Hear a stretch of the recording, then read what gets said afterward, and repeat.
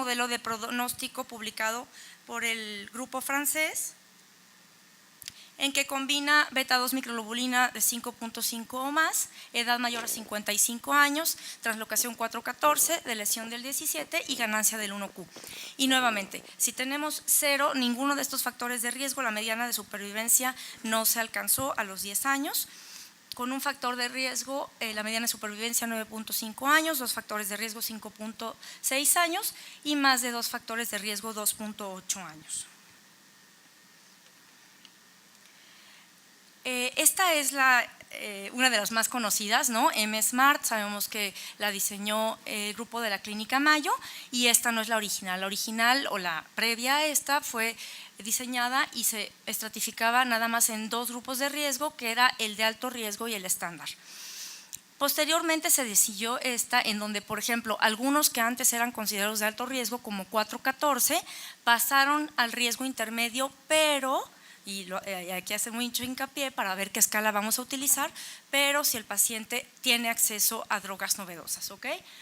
Entonces, aquí tenemos que por alto riesgo, por FISH de lesión del 17P, translocación 1416, translocación 1420 y por perfil de expresión que tenga una firma de alto riesgo.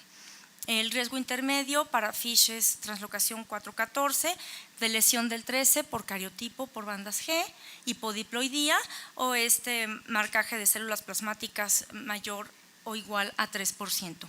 Y finalmente el riesgo estándar, en donde por FISH se puede detectar 11-14 y 6-14. Y bueno, pues nos dan medianas de supervivencia global muy diferentes, 3% para el alto riesgo, 4 a 5 años, perdón, 3 años para el alto riesgo, 4 a 5 años para el riesgo intermedio y para el riesgo estándar 8 a 10. La proporción de pacientes que se encuentran en cada grupo es 20% para riesgo alto y riesgo intermedio y 60% para riesgo estándar. Ahora, este es el modelo de pronóstico de la Universidad de Arkansas, que es por esta firma de perfil de expresión de genes. Perdón, no se ve bien, pero es muy importante que veamos cómo se diseca en ISS estadio 1, ISS 2 e ISS 3 y independientemente del ISS vemos que si tiene una firma de mal pronóstico, que es la curva en rojo, va a tener peor supervivencia, ¿no? Entonces es un ejemplo de cómo con una herramienta más poderosa que nos detecta estas alteraciones de expresión de genes, pues nuestro ISS pierde relevancia. Sigue siendo este estudio de Arkansas en donde en la gráfica curva de supervivencia global de arriba vemos a los pacientes divididos por su perfil de expresión en el grupo que no tenían alteraciones citogenéticas, ninguna alteración citogenética, y en el de abajo los que sí tenían alteración citogenética. Entonces, incluso las alteraciones citogenéticas pierden poder con una herramienta tan, pues, que cubre un perfil de expresión tan amplio, ¿no? 70 genes. Muy bien, entonces, ¿cuál es el papel de las trisomías en mieloma múltiple? Les voy a enseñar un estudio de la Clínica Mayo, no es el único estudio que llega a las mismas conclusiones, sin embargo es uno de los más grandes y me parece muy interesante hablar sobre él, ¿de acuerdo? Entonces, este estudio estos autores se dieron a la tarea de investigar cuál era el papel de las trisomías en pacientes con mieloma múltiple de alto riesgo genético. Y bueno, tenemos en esta tabla descritas las diferentes alteraciones, translocaciones cromosómicas y aquí les digo las más frecuentes, translocación 11-14, 4-14 y 14-16 con 18-10 y 5% de los pacientes.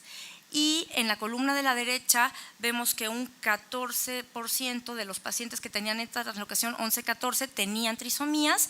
Para el caso de la 4-14, 40% de los pacientes tenían trisomías y para 14-16 un 21%. Ahora, en la parte de abajo, en las siguientes columnas vemos, tenían trisomías de un gen. Es que no se ve, perdón, pero esto es un poquito difícil por el ángulo. De un gen 9%, de un cromosoma 9%, de 2 cromosomas 11%, de 3 cromosomas 11%, de 4 cromosomas 14% y 5 cromosomas o más, un 12%. Y en la última parte les muestro o les describo las alteraciones de P53.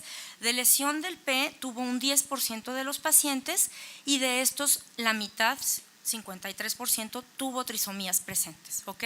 Este es un ensayo que se realizó en 500 pacientes.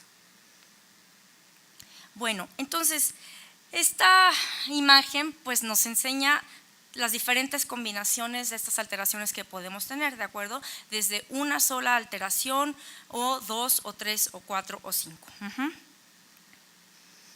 Bueno, esta es la curva de supervivencia global dividida por FISH de riesgo estándar contra FISH de alto riesgo y vemos una clara diferencia en supervivencia global de uno contra otro, ¿ok?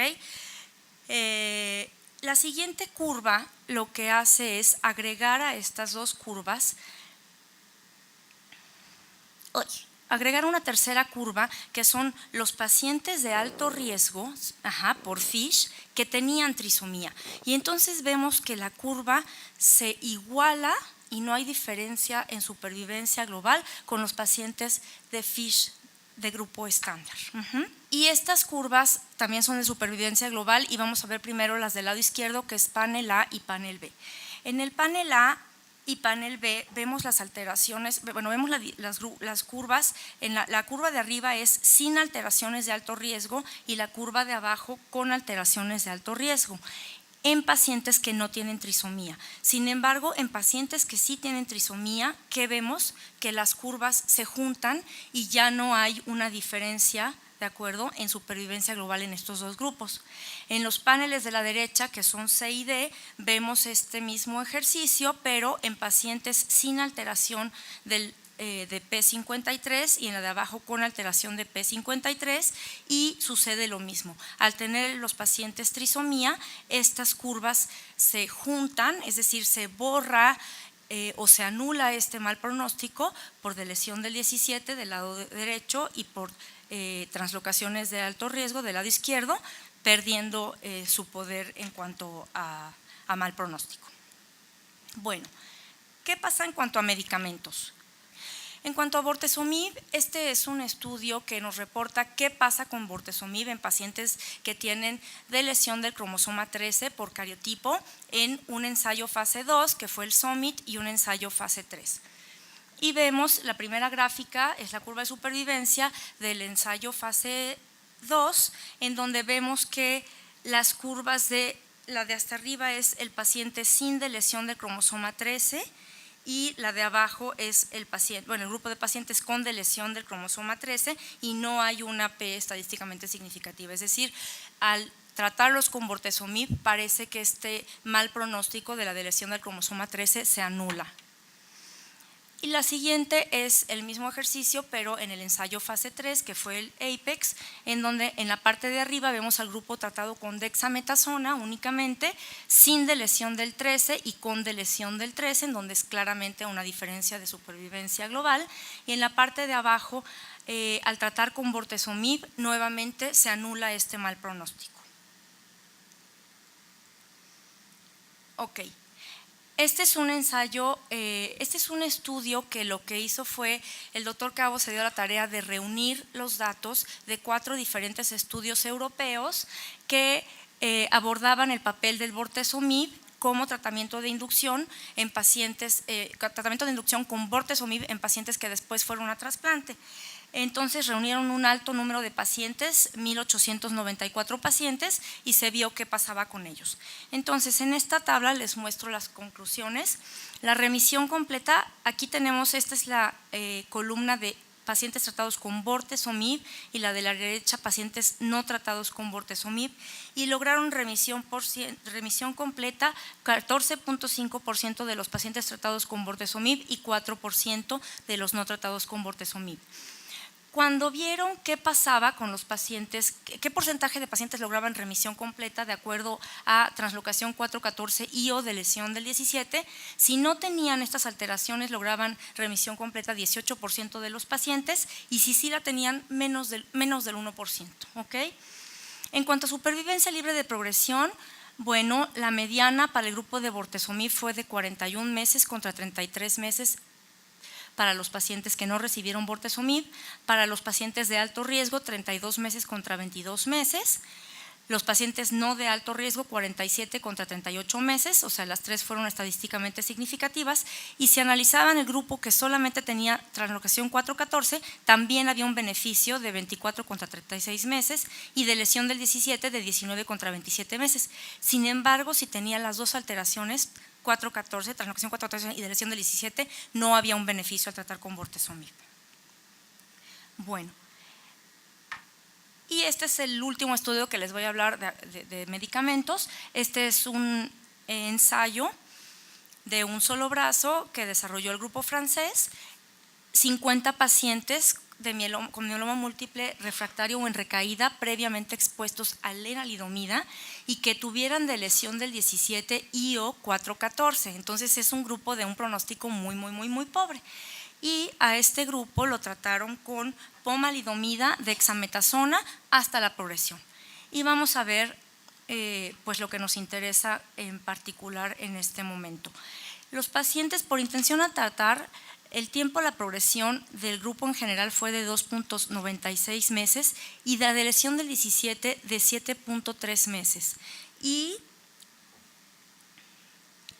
el porcentaje libre de recaída a los 8 meses fue de 22% el grupo en general y el doble, prácticamente 41% para el grupo de lesión del 17.